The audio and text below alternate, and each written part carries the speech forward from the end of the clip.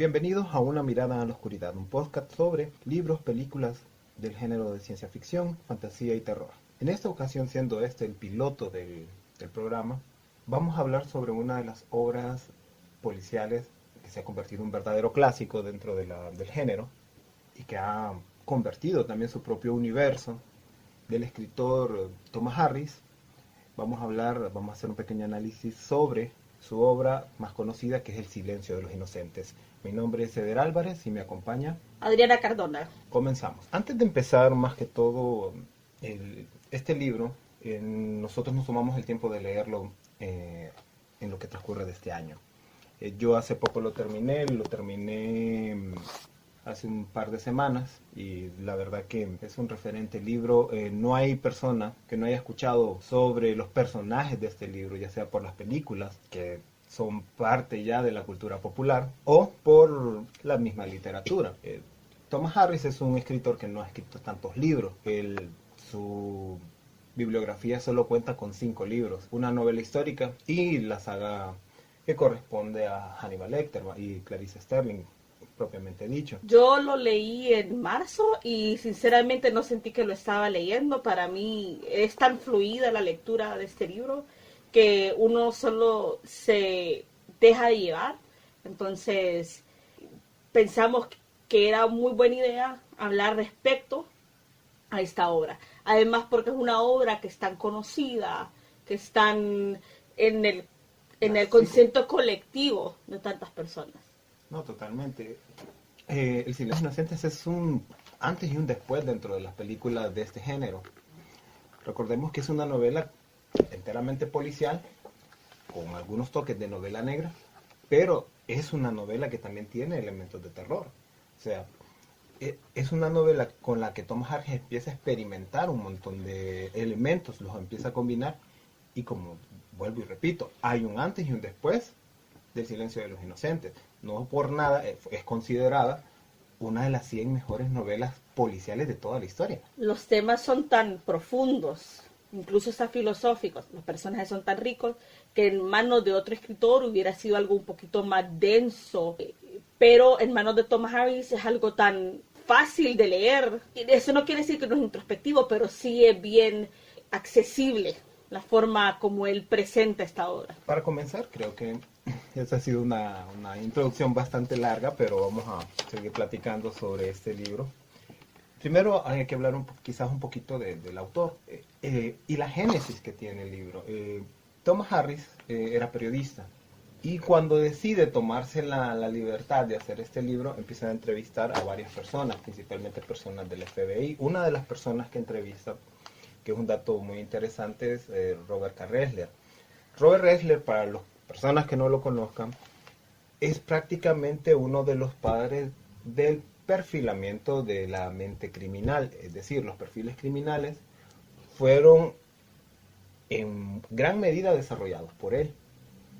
Thomas Harris se toma bastante tiempo para entrevistarlo, para ir recopilando datos, para ir formando sus personajes. El mismo Robert Ressler en uno de sus libros, que se llama Quien lucha contra los monstruos, que es un libro coescrito, no recuerdo el autor todavía, con quien lo coescribió, que es acerca de su tiempo en Cuántico y todo el proceso de entrevista a los asesinos seriales más conocidos de la historia.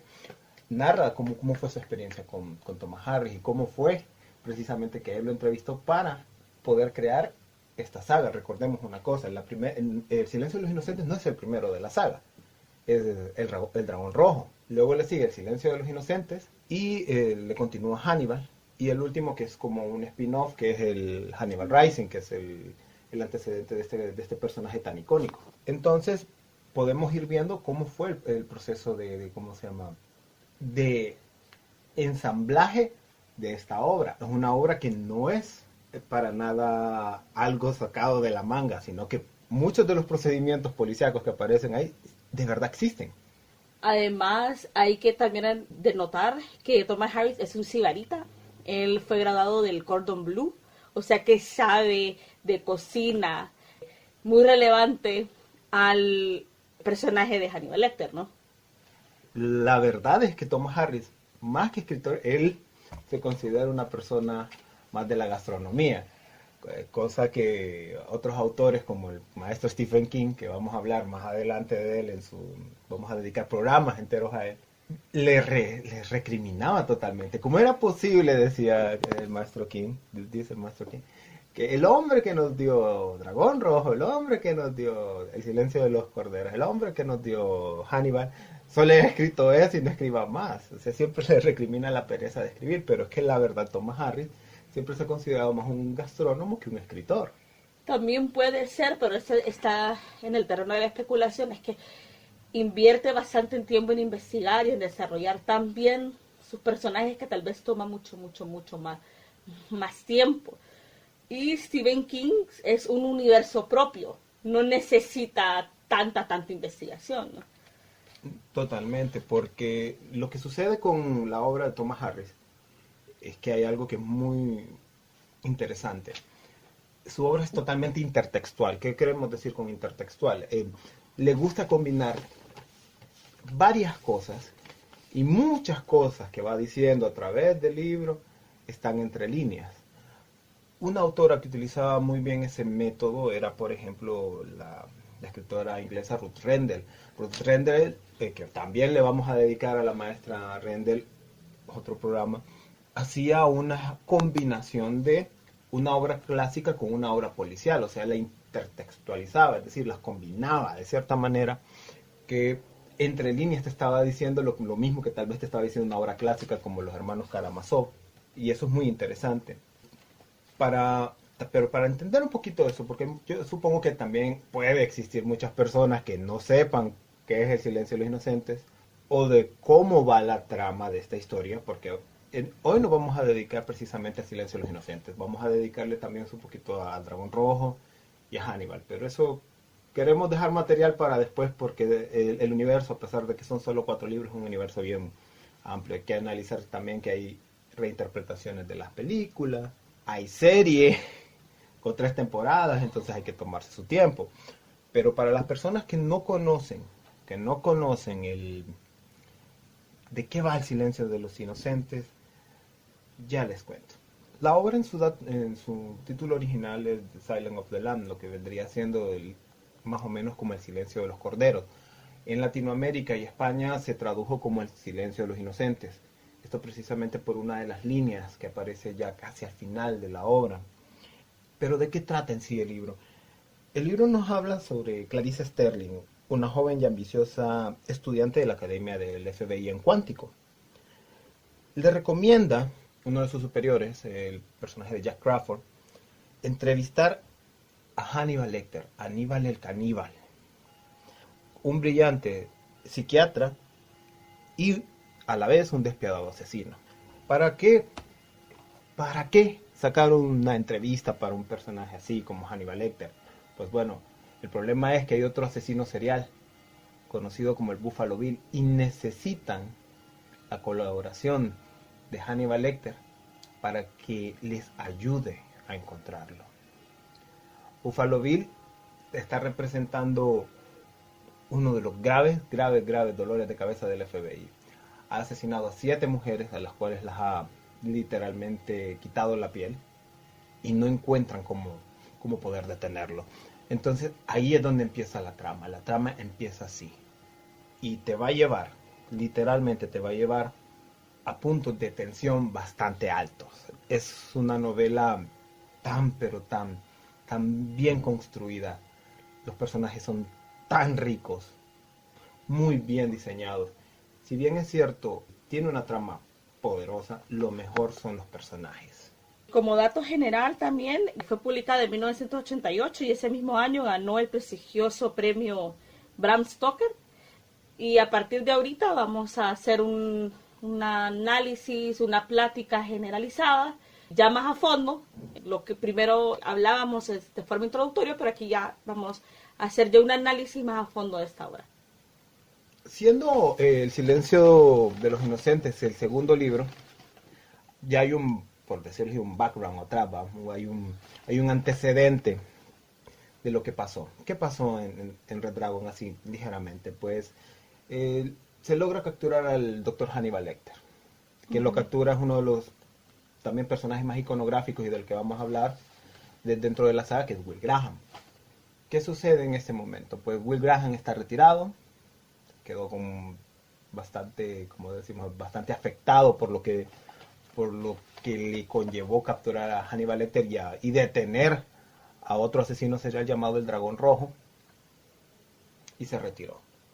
Entonces Jack Crawford, que era el jefe en ese momento de Will Graham, manda a llamar a una de sus estudiantes más brillantes, Clarice Sterling. Aquí empieza la ruptura de el primer, como le encanta ver, el paradigma de la obra. ¿Por qué?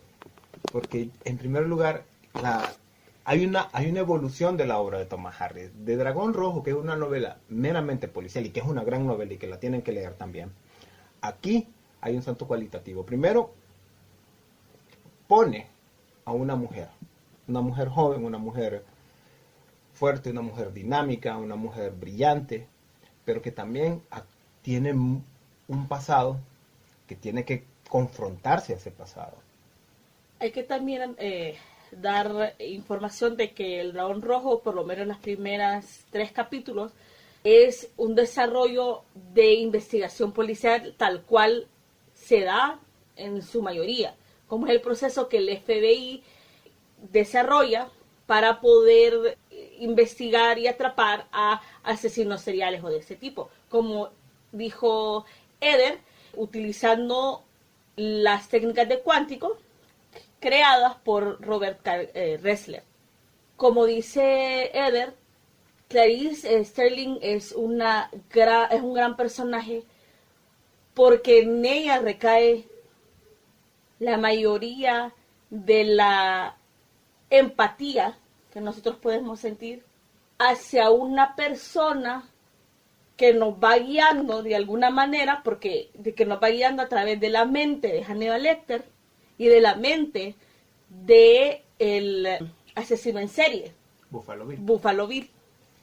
Yo siempre recomiendo leerlas de manera cronológica para poder entender los antecedentes.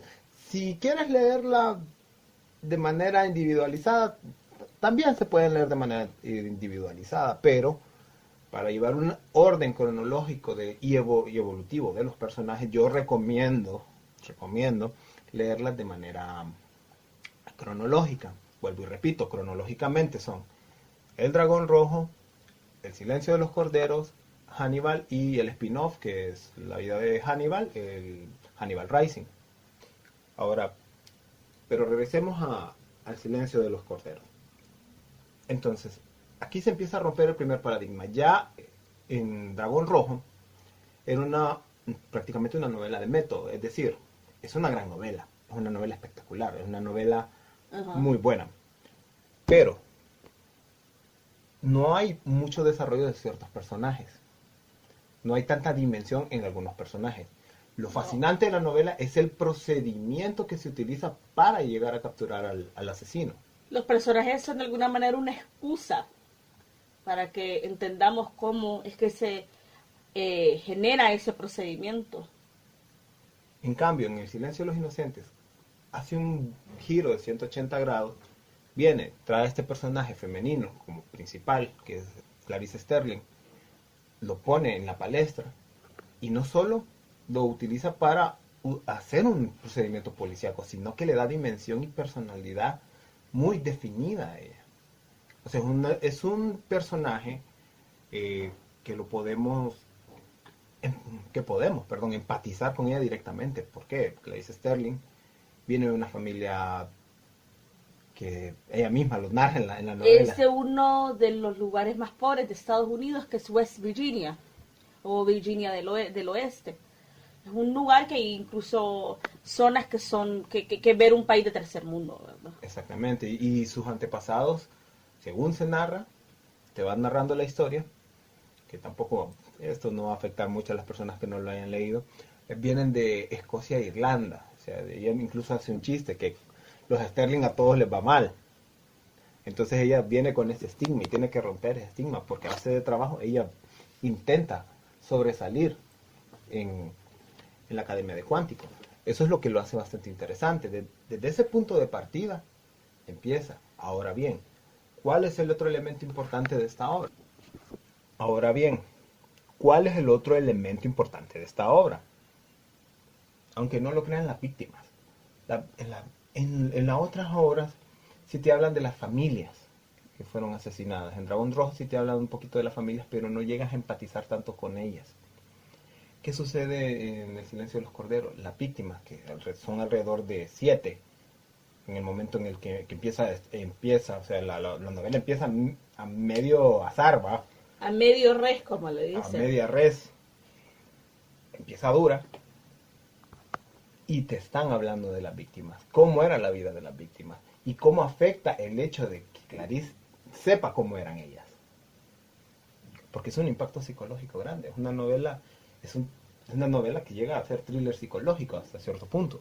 Las víctimas no solo son un número más para Clarice, eso lo que es algo muy importante. Es una persona competente, pero también empática. Su forma de desarrollo no es distante hacia esta víctima. Vuelvo y repito, la obra tiene mucha importancia con eso, porque generalmente en algunas novelas, si tú has leído alguna novela generalmente de un asesino serial y todo esto, de novela negra y todo, generalmente no hay tanto énfasis en las víctimas.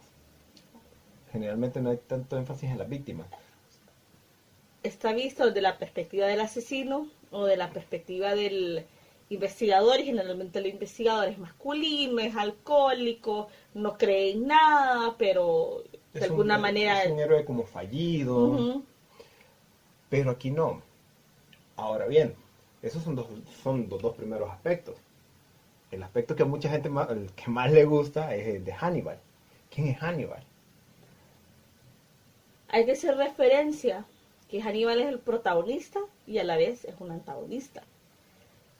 Pero hay una dicotomía, porque vamos a ver en toda la obra que a Clarice, por ser mujer, hay un aspecto que me parece muy interesante, es que a Clarice, por ser mujer y por ser atractiva, digamos, se le ve de menos, o hay ojos que la sexualizan a ella. Y Hannibal Lecter le interesa tanto por cómo se ve como cómo es la interacción que ella tiene con él. Porque al inicio sí está intimidada, pero poco a poco ella va desarrollando una relación, digamos, empática con Hannibal. Entonces, si analizamos la situación, sí es un antagonista, porque ya vamos a analizar cómo él manipula ciertas cosas, pero a la vez le da la posición de respeto, se puede decir, a Clarice en su trabajo. Sí, ¿quién es Hannibal? O sea, Hannibal Lecter es el personaje, por decirlo así, referencia de la obra.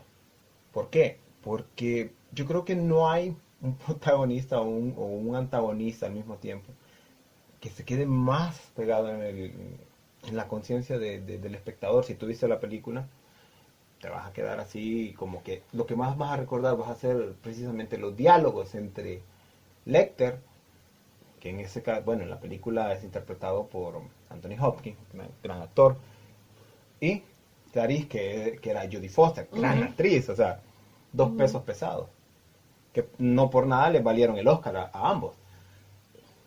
Y eso es lo que se queda como reminiscente dentro de tu memoria cuando estás leyendo los libros. Y Anthony Hopkins también tiene reminiscencias también de estas figuras míticas dentro de la literatura. El lobo y el aristocrático Drácula, ¿no? Es decir, es una persona refinada, es una persona inteligente, pero a la vez una persona que puede ser animalesca. Brutal. Y brutal. Entonces, con ese, como por decirlo de alguna manera, con ese tridente, están las bases. ¿Dónde se sostiene la obra? si bien es cierto, en la primera obra, El Dragón Rojo, es muy importante el personaje de Dolarhyde, que es el dragón rojo, el gran enemigo de ellos. Aquí el otro personaje que también es muy interesante, que es, ¿cómo se llama? James Gunn, no tiene tanto protagonismo como Dolarhyde. Porque Thomas Harris se tomó el tiempo más para establecer esa relación entre Clarice y Hannibal, que lo volvió totalmente mítico. Por eso ya la tercera obra, Hannibal, también es muy diferente a las otras. Pero de eso como hablaremos más adelante.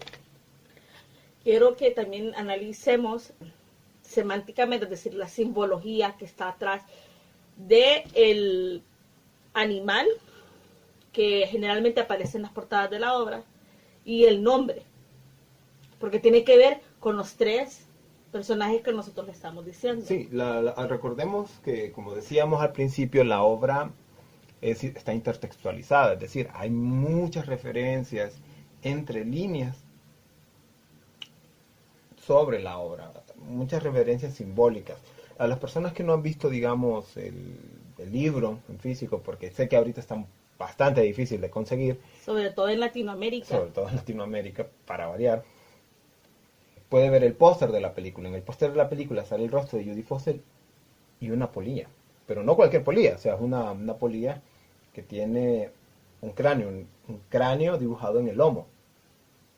Y en los libros lo puedes ver igual, sale, creo que en la edición latinoamericana era una mano con una polilla. Y en la edición que estoy viendo en estos momentos, que pertenece a Adriana, sale solo la polilla. Pero ¿qué tiene que ver una polilla con todo esto? Bueno, empecemos, retrocedamos un poquito al silencio, a la historia. Cuando encuentran a las víctimas y Clarice está en plena investigación y que están revisando uno de los cadáveres, que son una de las escenas más desagradables tanto del libro como de la película y muy chocante, y cuando están haciendo la inspección el forense, el perito forense, encuentran una pupa, lo que se le llamaría la ninfa, uno de los estados de la metamorfosis de una mariposa, dentro de la garganta de una de las víctimas. Entonces, Clarice, que no es ninguna tonta, es una mujer sagaz, es uno de los personajes femeninos inconmensurables. Entonces, la guarda, porque ellos le estaban diciendo precisamente, esto no es spoiler, ¿va? Pero le estaban diciendo los otros policías que estaban ahí que como el cuerpo lo habían sacado del río, posiblemente se había metido ahí de alguna manera, pero y que no le daban tanta importancia. Pero viene Clarice y dice, no, o sea, aquí hay algo raro. Aquí hay algo muy raro. La toma, la guarda, se va el Museo Smithsoniano, va a buscar a dos entomólogos, y los entomólogos le dicen, no, esta especie no existe en este país, están traídas de Asia. Entonces ella empieza a hilar y descubrir que fue el asesino quien puso el insecto dentro de la garganta de la víctima. ¿Pero por qué? Tenemos que hablar. Para poder entender sobre la simbología de la polilla, hay que hablar también del antagonista de la obra, que es Buffalo Bill. Buffalo Bill es un personaje que se siente relegado y esto es porque su mamá básicamente no tenía ningún interés. Fue una prostituta que lo tuvo con algún cliente y no tiene ningún interés, tuvo interés en su bienestar. Y él sentía, por esa misma razón, que era un ser inacabado, de alguna manera. Entonces, él tenía una necesidad de transformarse. Gum es quizás uno de los grandes paradigmas dentro de esta obra, debido más que todo al hecho de que él se considera un transexual. pero que también al momento de que vayas leyendo la obra y lo vayas descubriendo, Clarice dice, no hay ningún estudio que demuestre que los transexuales sean violentos a ese nivel. Entonces, Es un misógino que cree en la belleza de la figura femenina, pero no le da el valor al género femenino como tal, sino que la belleza, lo superficial. sí, ese es uno de los aspectos. Otro de los aspectos que también lo menciona Lecter es que, como decía Adriana, GOM es el resultado de años y años de abuso sistemático. Entonces, ¿qué puede pasar con eso? ¿Cómo puedes disasociarte de eso? No te quiero, no queremos ni siquiera spoiler Pero vamos a ver, si ustedes han visto análisis en Discovery Channel y en ese tipo de canales, pueden ver que casi todos los asesinos en serie tienen algo en común, que fueron abusados y traumatizados por sus familias. Generalmente es por una madre soltera o por una madre avasalladora. Y cuando son familias que tienen antecedentes de enfermedades mentales como la esquizofrenia. Entonces, GOM cumplía todas las características de un asesino en serie. Eso lo vamos a hablar en algún momento, que para hacerles no tan largo el cuento, que son blancos, de familias que han sido abusivas con ellos, con antecedentes de abuso, jóvenes entre 18 y 35 años, generalmente en ese rango se movía, y con antecedentes de cleptomanía y bastante violencia. Entonces, para GOM, asesinaba no por el placer de asesinar. Eso es lo interesante también del personaje. El personaje asesina a sus víctimas de una manera totalmente funcional. Es decir, para ellos, para él, son solo objetos que poseen algo que él quiere y que él desea. Su piel. Exacto. Entonces, por eso el nombre de Buffalo Bill. Buffalo Bill era, a principios del siglo XIX, Buffalo Bill tenía un espectáculo donde despellejaba a animales y previo a despellejarlos hacía como performance, ¿cómo se dice performance? Una especie de representación de cómo era que en el viejo oeste se atrapaban a los animales, a las vacas, ¿no? Entre otras cosas. Sí, nace el nombre del personaje como un chiste. Generalmente los asesinos dentro de la obra de Harry, los nombres que le ponen los mismos policías nacen como chistes. Es decir, en el caso del dragón rojo no se le dice dragón rojo, sino le dicen la vara de los dientes. Y también los asesinos no les gustan el nombre que les ponen, porque no se ven de esa manera. Exactamente. Bueno, en el caso de Hannibal Lecter, le pusieron Aníbal el caníbal. O sea, juega bastante con esa forma tan burda, no, de vulgarizar a los personajes, o sea, porque como no hay una comprensión por parte, porque también te habla de la ineficiencia del sistema policíaco norteamericano. Entonces, como no te habla de lo que puedes encontrarte en esos pueblitos de Norteamérica, entonces es un como chiste interno. Pero bueno, y repito, en el caso de James Gunn, la polilla tiene mucho significado, que es precisamente, él quiere transformarse, él quiere ser una mujer, aunque para ello tenga que asesinar mujeres. Por eso la polilla tiene una calavera, la calavera en su lomo, en su lomo. Y las polillas son animales, si analizamos, son animales nocturnos que buscan la luz. Pero a la vez hay polillas que utilizan, que se alimentan de las lágrimas de otras personas. Si vemos aquí, están los tres personajes representados. Jane Gomb siendo la representación de cambio de la polía, los diferentes estados de la polía y la utilización de la muerte para sus cambios. La polía buscando la luz es Clarice Sterling, buscando conocer más, empatizar, entender lo que le dice Hannibal para ponerlo en contexto, para poder investigar y poder salvar a la víctima reciente de Jane Gomb. Y Hannibal Lecter es un ser, una especie de vampiro emocional que manipula a las personas. Se alimenta de sus traumas. Se alimenta de sus traumas, como las polillas que se alimentan se alimentan de las lágrimas. Sí, de ciertos animales, ¿verdad? Sí. Dentro del libro vas a encontrarte diálogos con Lecter que te vas a quedar así. ¿Cómo es posible? Pues si como una jovencita de 20 y tantos años que en ese momento tiene Clarice, se tiene que enfrentar a eso. Como vemos, todo está muy bien amalgamado dentro de esta obra.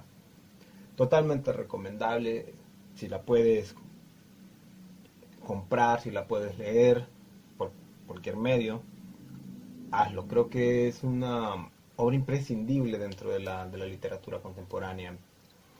Es una lectura fácil, es una lectura fuerte emocionalmente. Hay momentos que sí te vas a conmover, hay momentos que sí te va a dar un verdadero escalofrío por la espalda cuando empiezas a ver las atrocidades que se hacen dentro de ese libro. Entretiene, te hace pensar, te educa porque te hace indagar más en el procedimiento que se está utilizando de perfilación, se dice la palabra, sí, de perfilación criminal.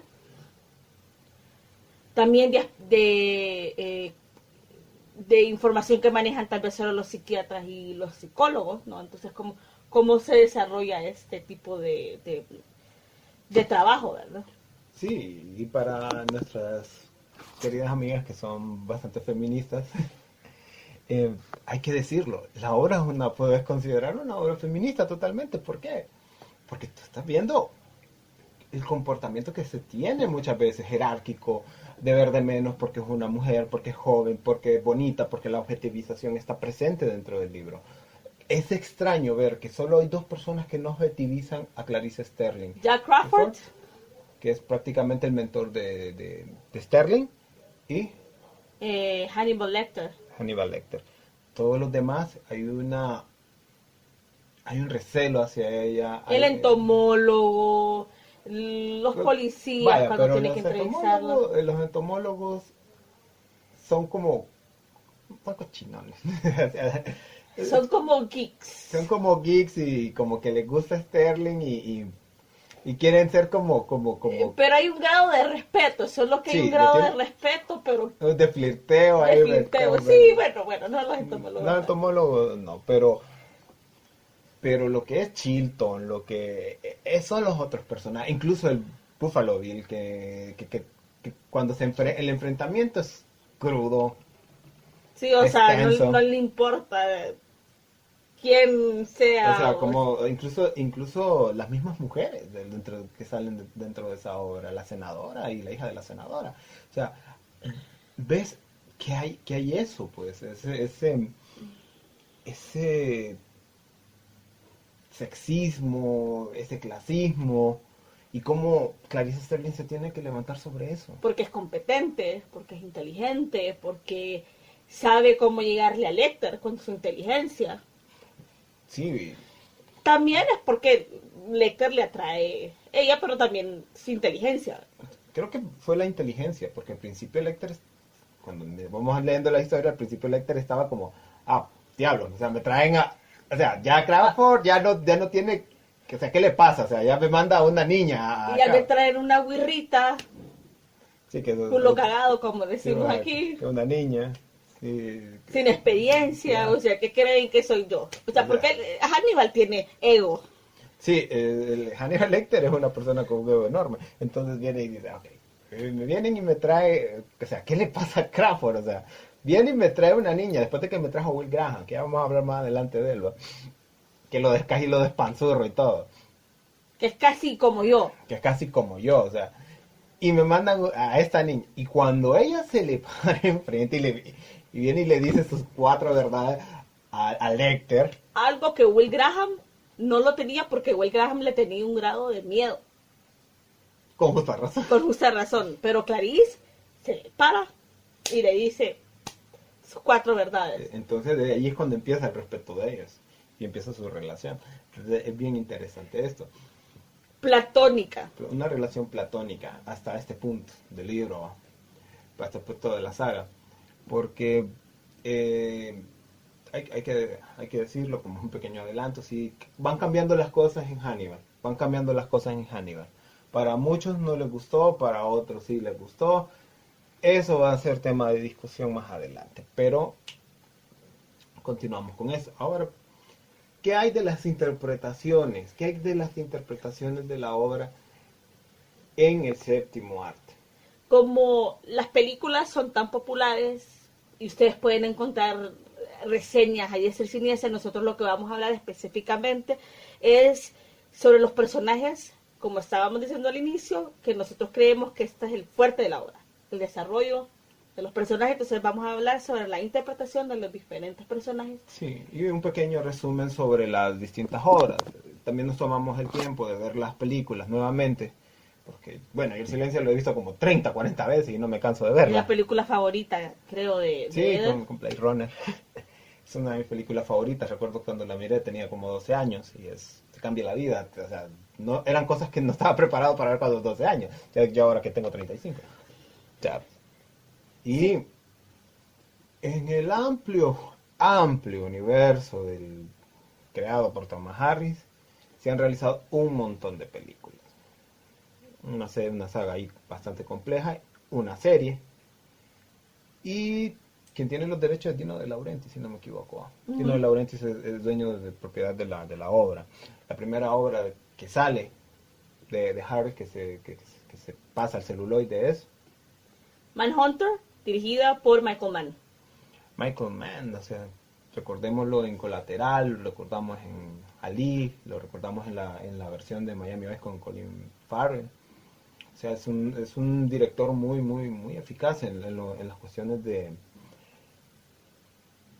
películas de acción generalmente. Son películas de acción. Sus secuencias de acción son fenomenales. Son fenomenales. Y en el caso de Manhunter es una muy buena película.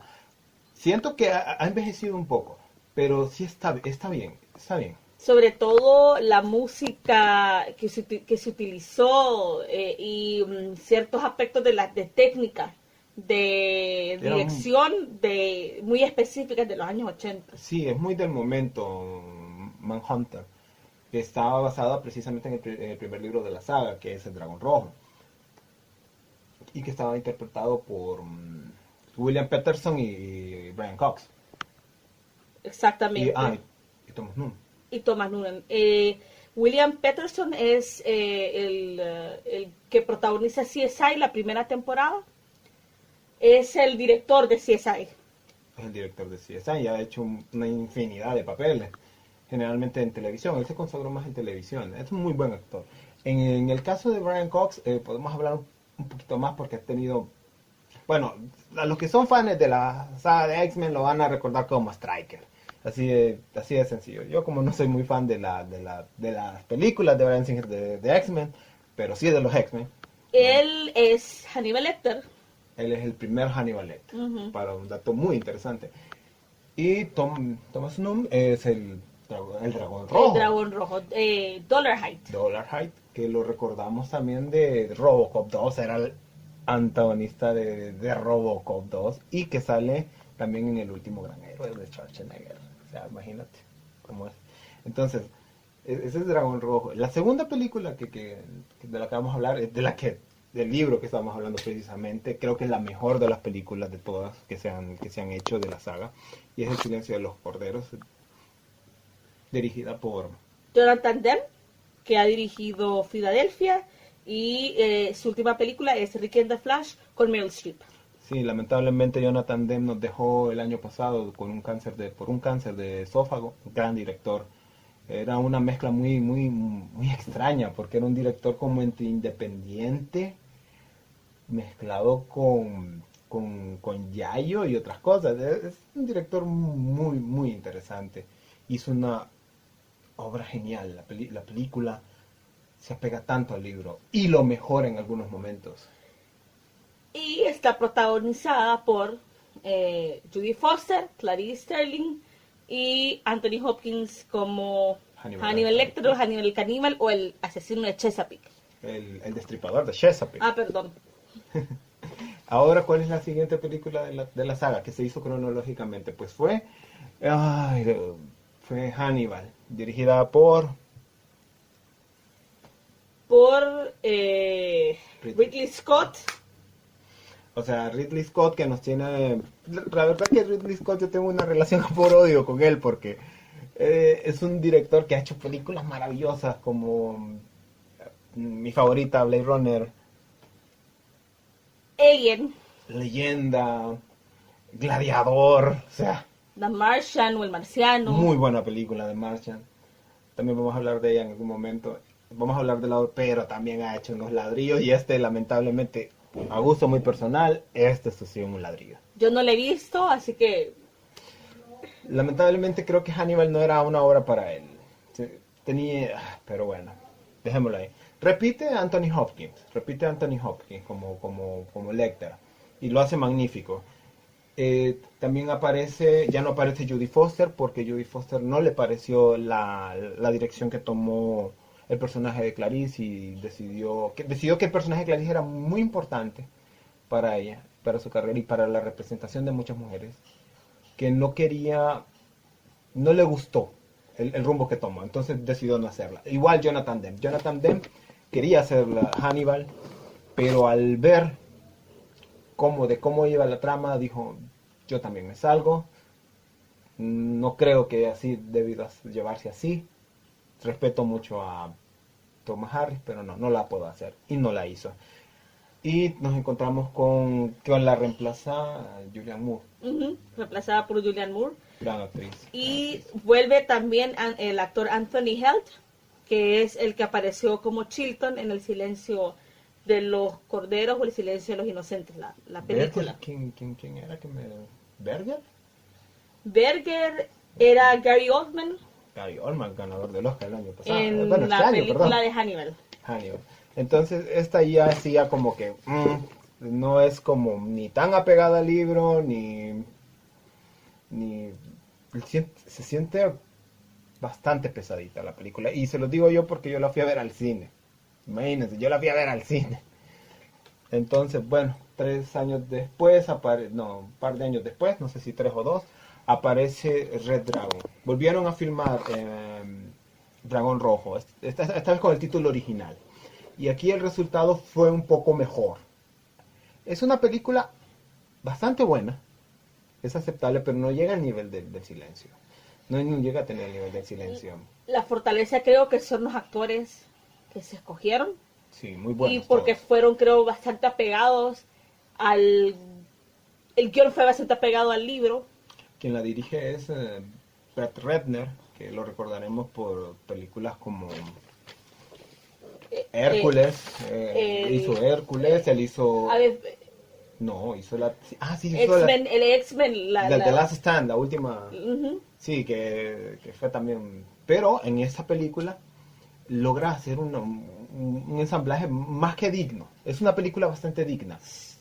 Solo que este tipo de obra se presta a que se cosan los directores un poco más la obra, es decir, que la hagan de una forma mucho más artística. La cinematografía es muy estándar, las direcciones de la cámara, o sea, los movimientos de las cámaras son muy estándar, los ángulos, etc, etc. Sí, es una película efectivista totalmente, es decir, no es mala, repito, no es mala, pero no hay una mano de director como se miró con Jonathan Demme, que prácticamente hizo muchas tomas a cámara en mano, tiró la cámara encima y lo hizo para que vos no sintiera que estabas ahí viendo a todo lo que estaba pasando. Se sentía como un proyecto de pasión y ese de Brett Ratner se siente como un proyecto que lo quiero hacer bien, pero hay productores que quieren que yo haga ciertas cosas de cierta manera. Aunque hay que aceptarlo que es de las películas entre Manhunter y Dragón Rojo es la que está más apegada al libro. Ujú, Y ujú. tiene actorazos, o sea, tiene a Edward Norton ahí como Will Graham, tiene Anthony Hopkins a nuevamente, Tony Hopkins, Ralph Fiennes, vaya, el actor que hace de Crawford, siempre me olvido. Harvey Keitel, Que es un actorazo, lo hemos visto en Perros de Reserva y en otro montón de películas. O sea, actores más... actuado desde los años 70. Ah, Seymour Hoffman, el fallecido, o sea, actorazos, o sea, la película se sostiene porque tiene actorazos, y lo hacen bastante bien, pero se siente a veces por momentos un tanto desangelada. Ahora, la última película Se que te se olvidó hace... Dollarhide, Ah, pero es Dollar. Ralph Fiennes, Sí, que ha no. hecho protagonistas torturados. Spider, de mi director favorito, que es David gran Cronenberg, película. que es la mente de un esquizofrénico. Y Ralph Fiennes, Un actorazo. actorazo. Actorazo. O sea, esa película tiene actores buenos. Creo que todo el presupuesto se le fue en actores buenos. Ahora, ¿cuál fue la última película que se hizo? Película, tirada así al cine, fue Hannibal Rising. Y creo que es totalmente prescindible. La miré y sinceramente no me gustó. La verdad que no. A pesar de que sí considero que el actor que hizo Hannibal es un muy buen actor, un actor francés, que se llama Gaspar Ulliel.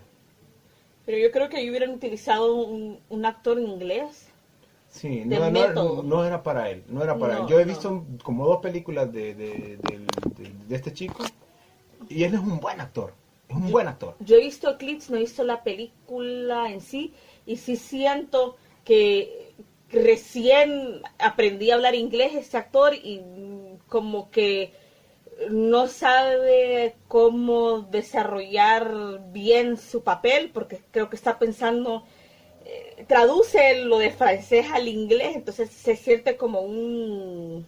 Sí, entonces es como vuelvo y repito, es un gran actor, es un gran actor. Pero él incluso se ha desenvuelto más en el cine europeo, es generalmente cine de Y autor. sale en una película de que sale con Judy Foster también, porque Judy Foster sabe francés, que sale Para Henri Tautou. no, pero no lo he visto, fíjate. La voy a buscar. Pero para los que no lo conozcan, para las damas que nos escuchan y no lo conozcan, es el que sale en el anuncio de Blue de Chanel.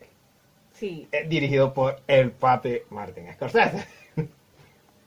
Ujú. Ahora bien, ¿cuál es la última interpretación que se hizo? Pero no se hizo para cine. Fue la serie. Hannibal, desarrollada por Brian Fuller. Gran serie. Pero una serie... Es un reimaginario de todos los personajes.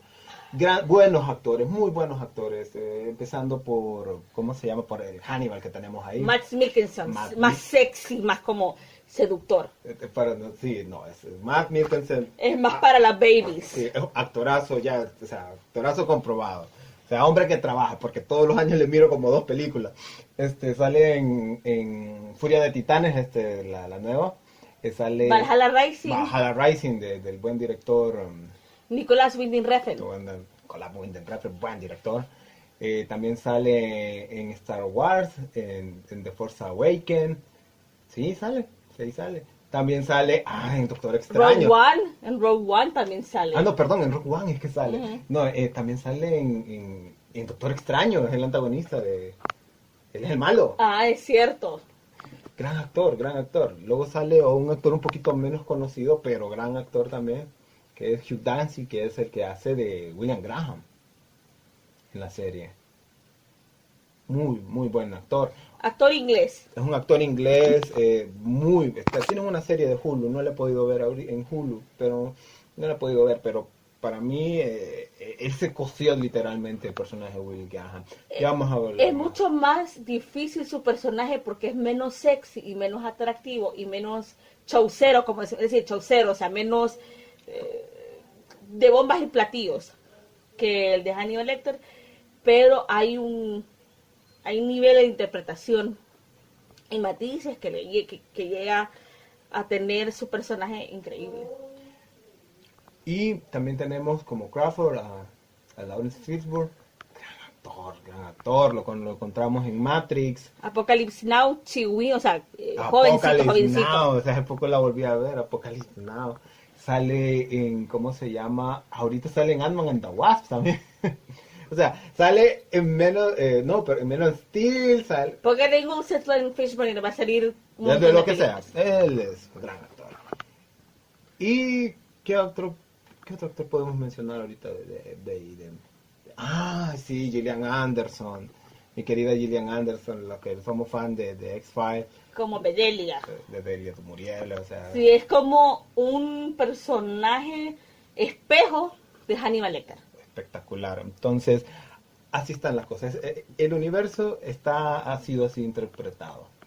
Y ya para ir ya en la última parte de este post, queríamos hacer un análisis precisamente de los personajes.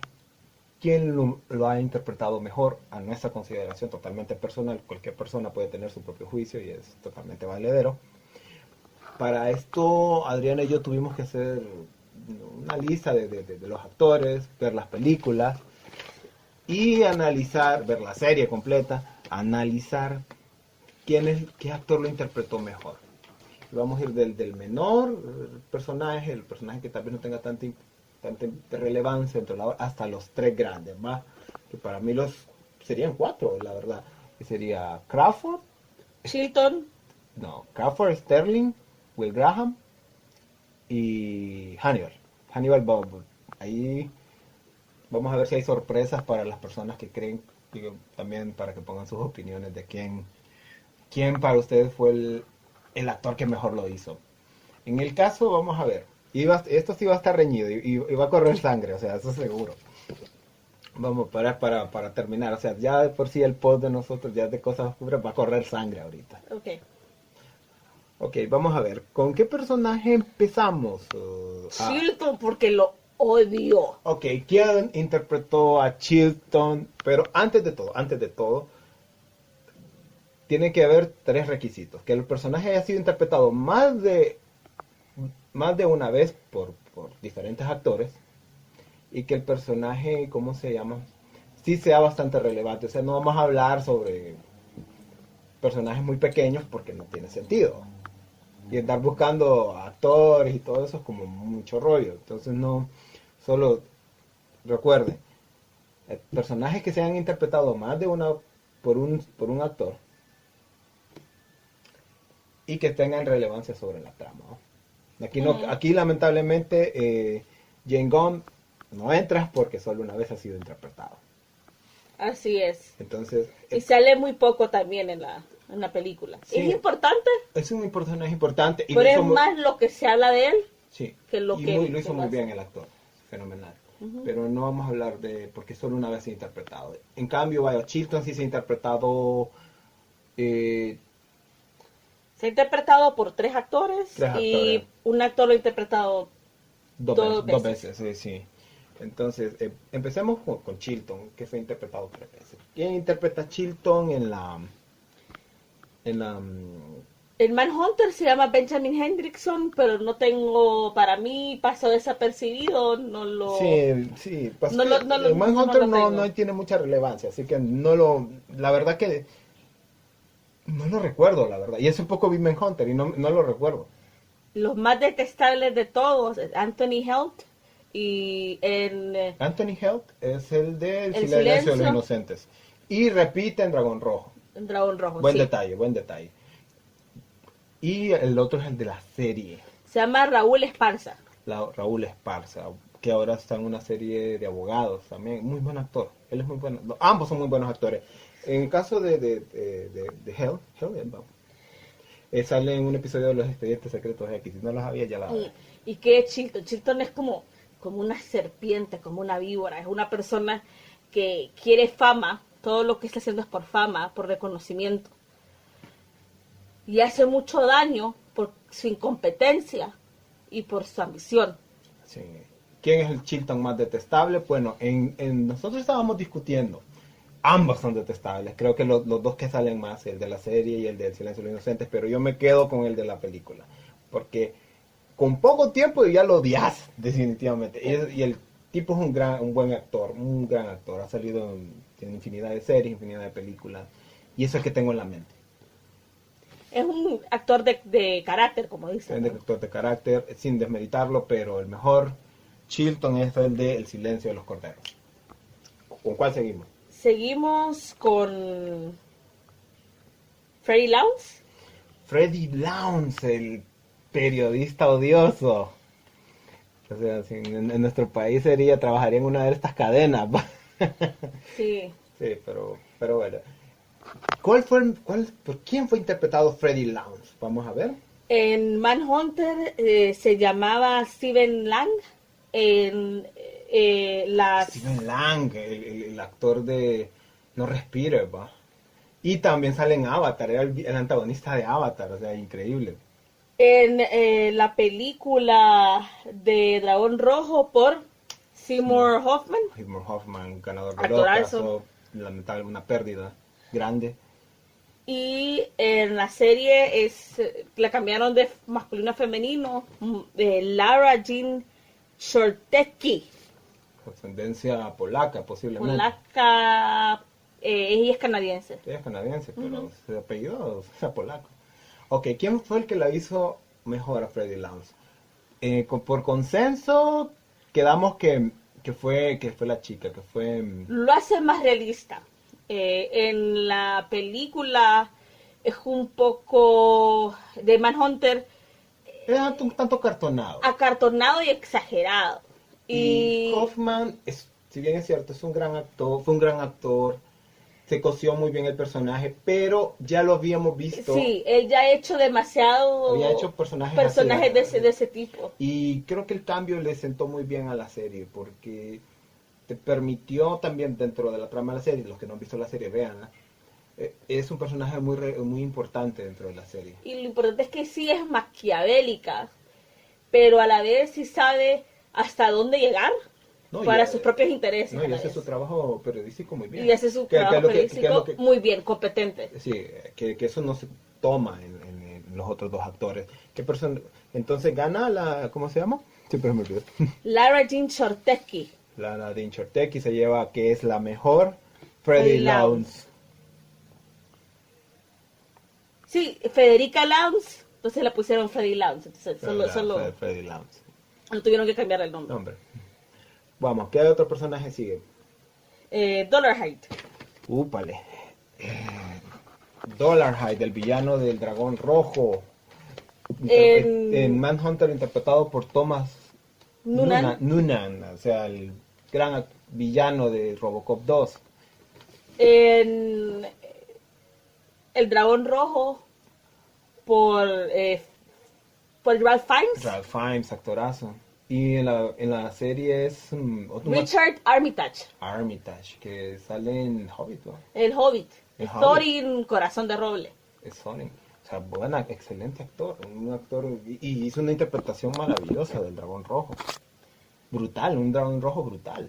Ahora, aquí sí está poniéndose difícil la situación. ¿Cuál es el mejor dragón rojo? Todos, creo que aquí todos lo hicieron bien. Sí, sí. En el caso de Noonan lo hizo bien psicopático. Sabías que estaba mal, sabías que estaba loco desde lo que lo mirabas. En el caso de la serie, de este muchacho, Lo hace más traumatizado, más herido, pero bien corporal, porque pero bien corporal. Sí. porque incluso lleva a tener un traje para convertirse en el dragón rojo. Y Ralph Fiennes, creo que para mi opinión personal, creo que Ralph Fiennes lo hizo mejor.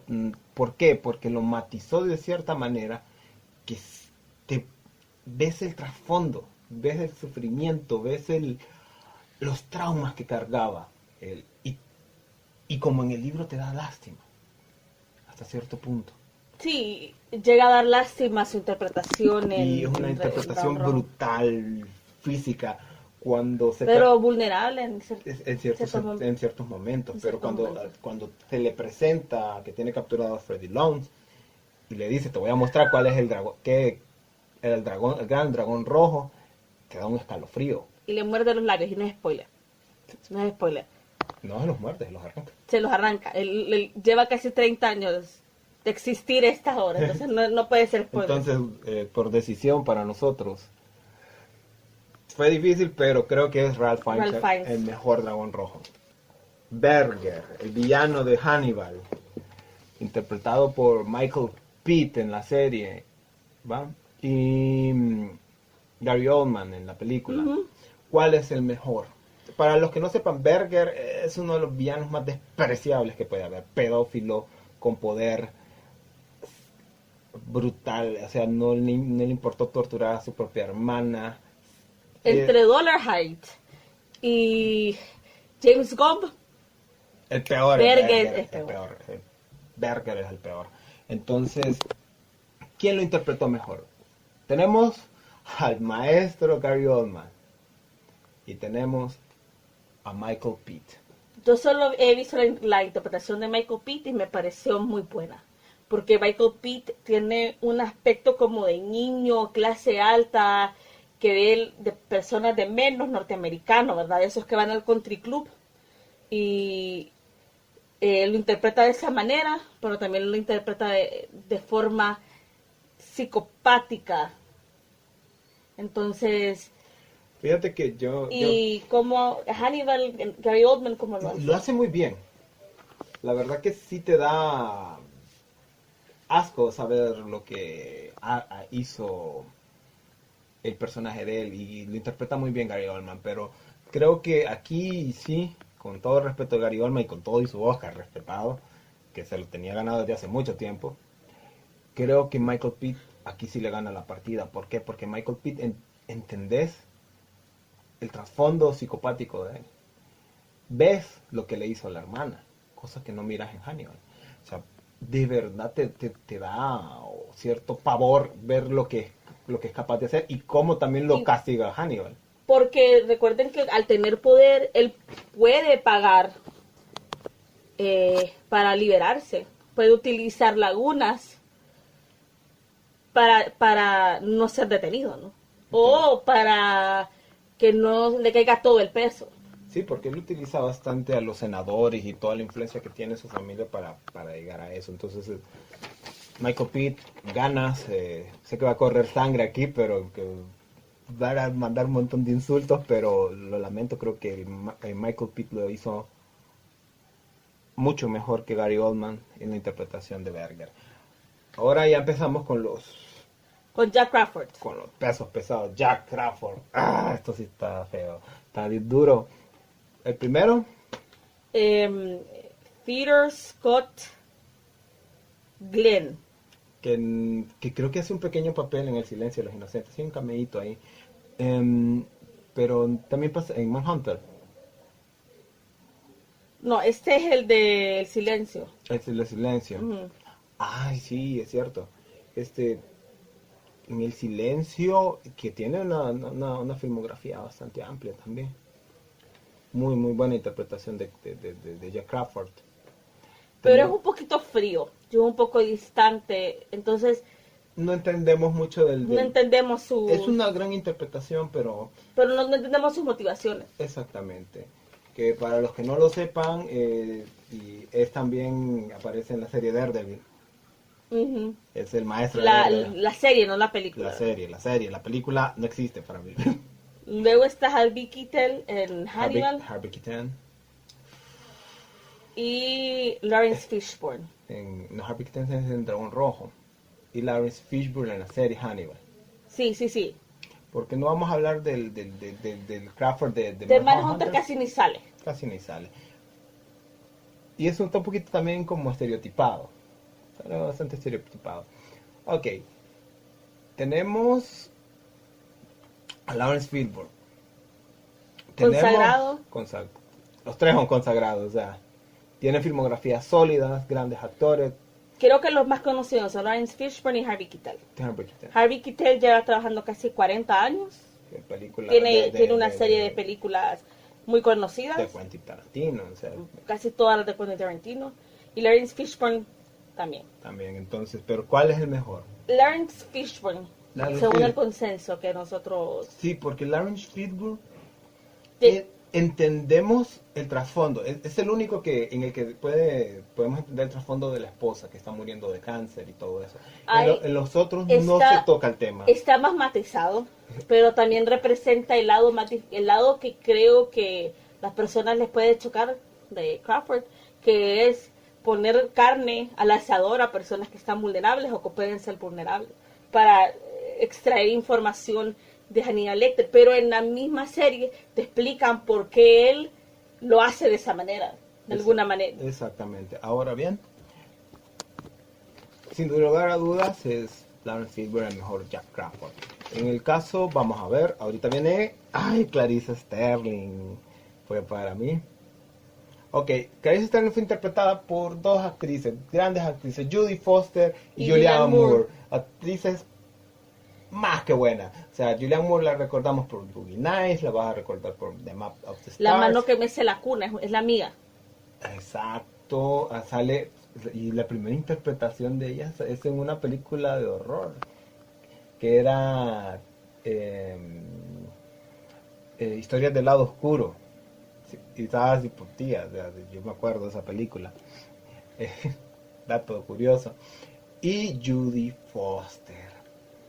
Panic Room, Taxi Driver, una Contact, una mujer llamada Nell, o sea, por favor. Ahora, ¿quién lo hizo mejor?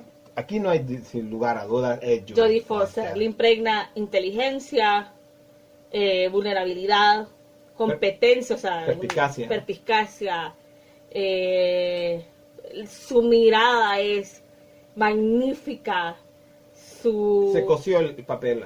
En el caso de Julianne Moore, a pesar de que es una gran actriz, lamentablemente, no sé, por la dirección o el guión, no se pudo, no la puedo ver yo como Clarice Sterling.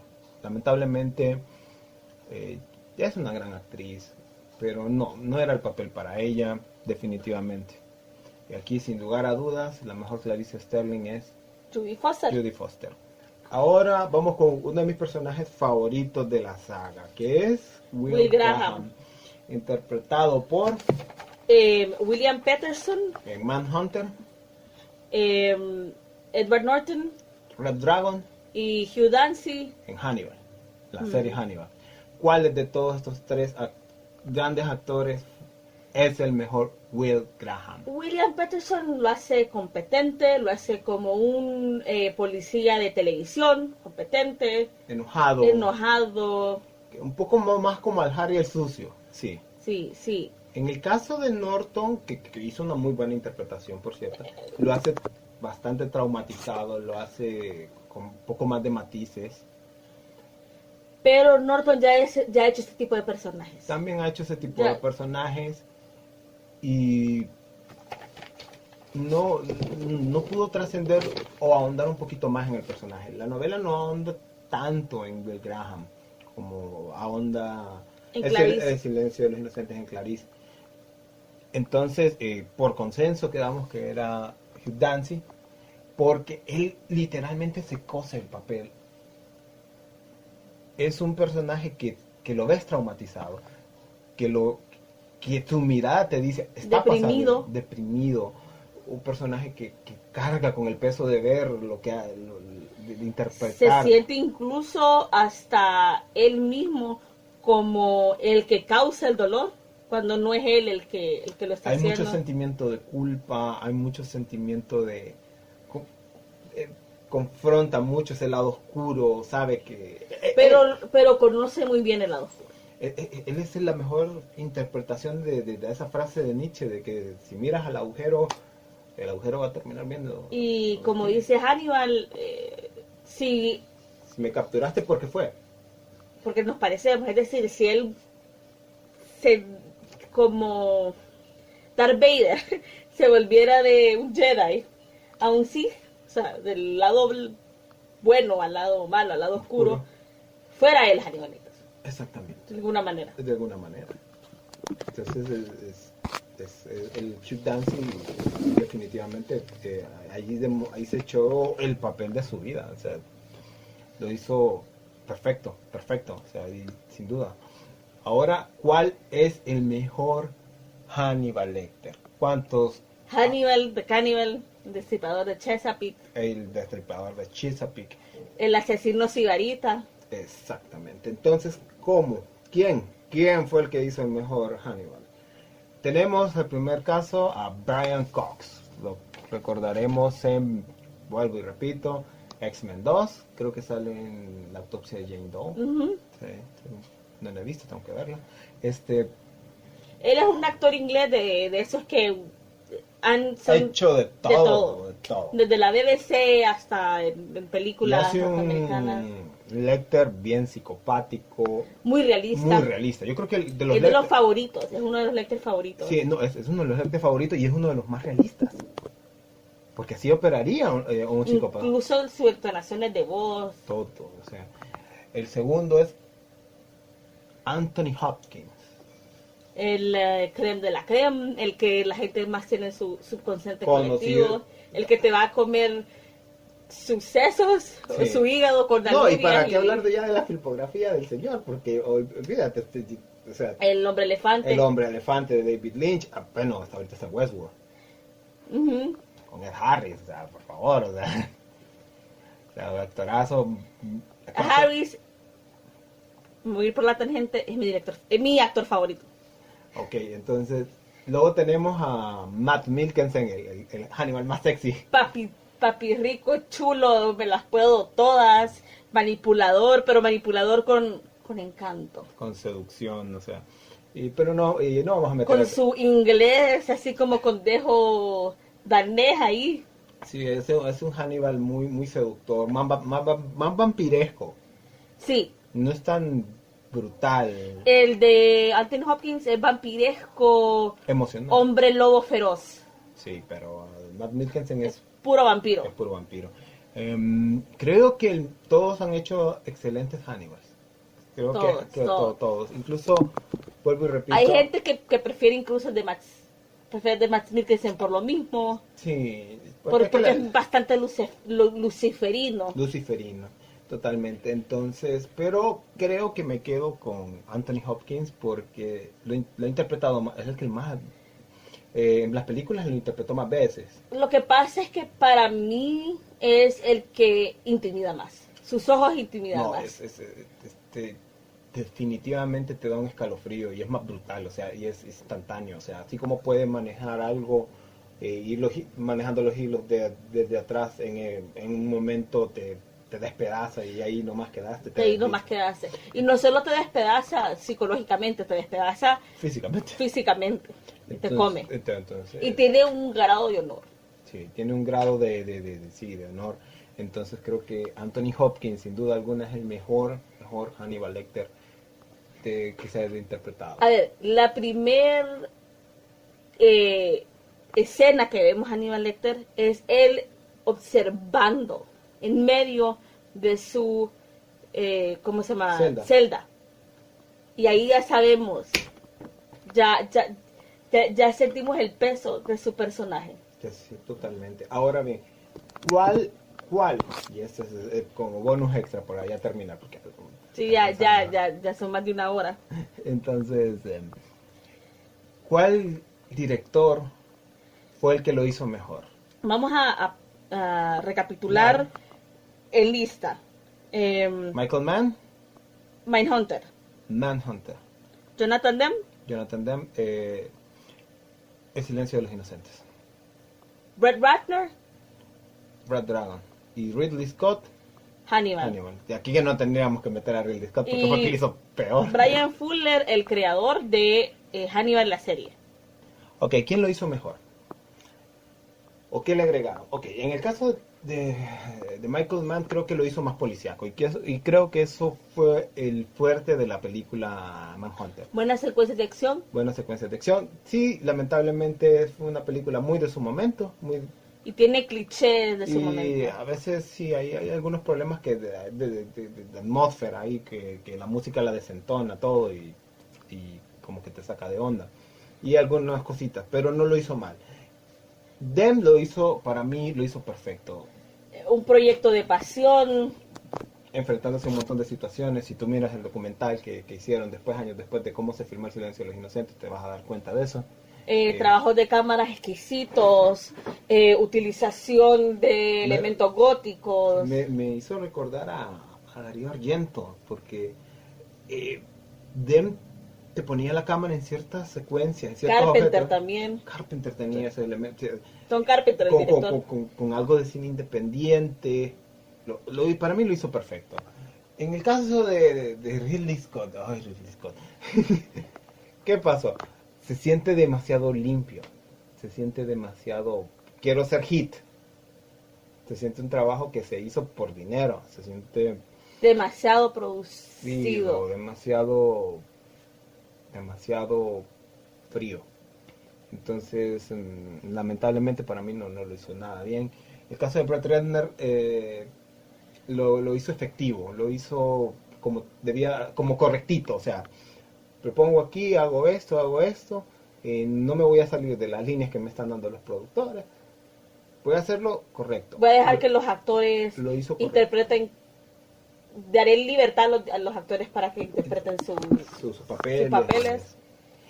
Y en el caso de Brian Fuller, que es el de la serie, creo que lo hizo... La puesta en escena. Pero su fuerte fue la puesta en escena. Sí. Si bien es cierto, tiene buenos actores. Los elementos de pintura barroca. Sí, se inspira utilicen diferentes, la música barroca, la ¿cómo se llama? La puesta en escena con pinturas de ese momento. No, es genial.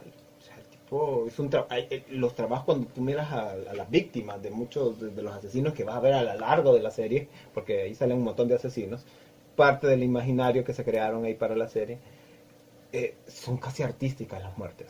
O sea, totalmente. Son algo... el trabajo de sonido... Es muy romántico, gótico en algunos romántico, momentos. gótico, barroco. La musicalización muy buena. Pero... el problema es que al inicio es un poquito pesado y denso. La primera temporada es bien espesa y se ocupa bastante tiempo para poderte inmersar. Y creo que ese fue el problema de esa serie, que la cancelaron a las 3 temporadas. Porque yo creo que él tuvo que haber dosificado su mano artística, es decir, utilizar estos elementos densos en diferentes situaciones a lo largo de la serie. No poner toda la carne en el asador y cansar a las personas desde el inicio. Sí. Es magnífica, pero no es para todo el mundo. No es para todo el mundo, pero yo la recomiendo totalmente. Si te la puedes ver, la serie, míratela, después mírate La Alienista de paso, porque tienen muchas similitudes. Sí. La Alienista es mucho más rápida. True Detective también. A True Detective, la primera temporada, la segunda es como que no, pero la primera con Kari Fukunaga y ¿cómo se llama? Perdón, ¿cómo se llama? Con Matthew McConaughey. No, Matthew McConaughey y Woody Harrelson. Es sí. que los dos son tejanos y generalmente aparecen en la misma película y siempre no se parecen, pero los confundo. Pero qué serie es esa. O sea, vamos a dedicar un análisis a True Detective en la primera temporada, viene la tercera, ¿va? Sí. Y me interesa ver la tercera, la segunda no me interesó mucho, la verdad, a pesar de que tenía buenos actores. Bueno, muchísimas gracias por estar en esta conversación. Fue bastante extensa, que todavía no hemos gastado del tema. Falta, porque vamos a hacer un análisis de Hannibal. Vamos a hacer ¿cómo se llama? Del Exorcista. Y también pensamos hablar sobre Robert Ressler. Robert Ressler. No, pero eso ya son para el futuro, pero sobre Thomas Harris hay mucha tela que cortar. ¿Cuál es la influencia? Muchísima. Las influencias que ha tenido, o sea, para la cultura moderna. Entonces, ahorita todavía hay tela que cortar. Entonces, muchísimas gracias a todos los noctámbulos y Arrivederci, sayonara, goodbye.